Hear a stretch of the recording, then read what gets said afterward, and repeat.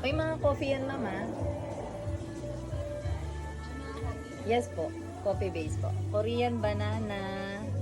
Tapos strawberry po, ma'am, no?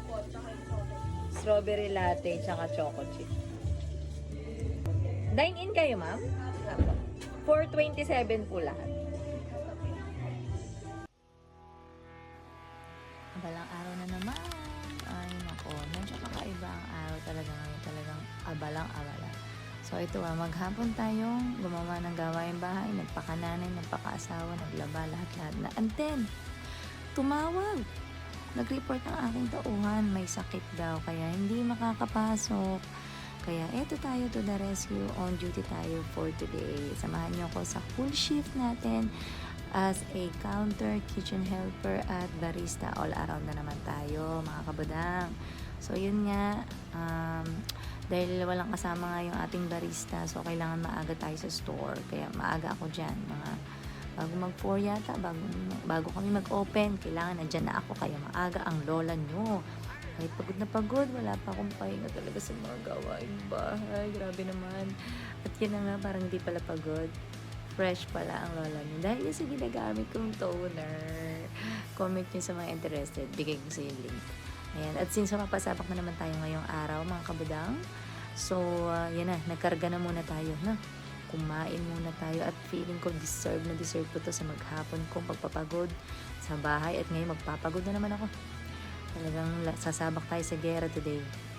Yan, ang takoyaki from 80s. At syempre, ang ating drinks. Yan ang ating Nutella latte. You can try that soon. Yes, ma'am. First slice. Dining yan, ma'am. Ilan po? Ayan. So, after natin mag-order take, tayo rin po ang gumagawa ng mga orders. At yun ay mga baked sushi. O, diba? Tayo rin na nagre-ready ng mga orders for take-out, for dine-in, lahat-lahat na. All around na, super moms, lahat na talaga. May award ba to? May sahod ba? Pwede bang ano? May overtime pay ba? O, tingnan nyo, nagutom na naman ako. Panakaw lang. Ganyan talaga ang realidad ng buhay. Pero nakakasayaw pa. At thank you naman sa aking kapatid to the rescue naman. Dahil nga, pagod na din ang lola nyo. So, ayan, pinapunta namin siya kahit man lang mag-assist-assist, magbugas, mag-abot-abot. Malaking bagay na rin.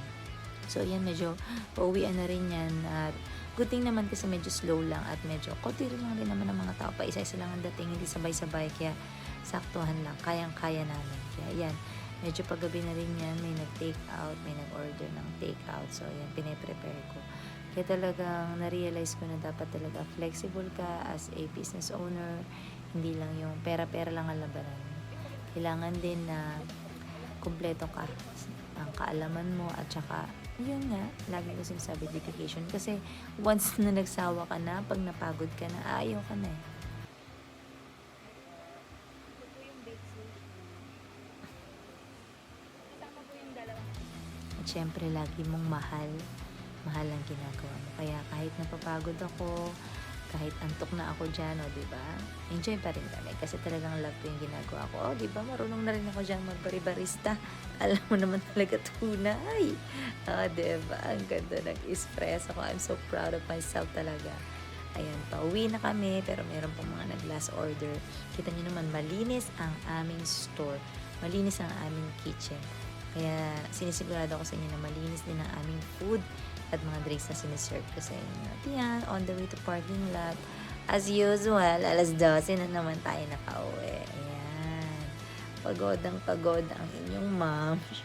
Pero, sulit naman ang pagod. O, yan. Maraming salamat sa pagsama sa akin. Bye-bye!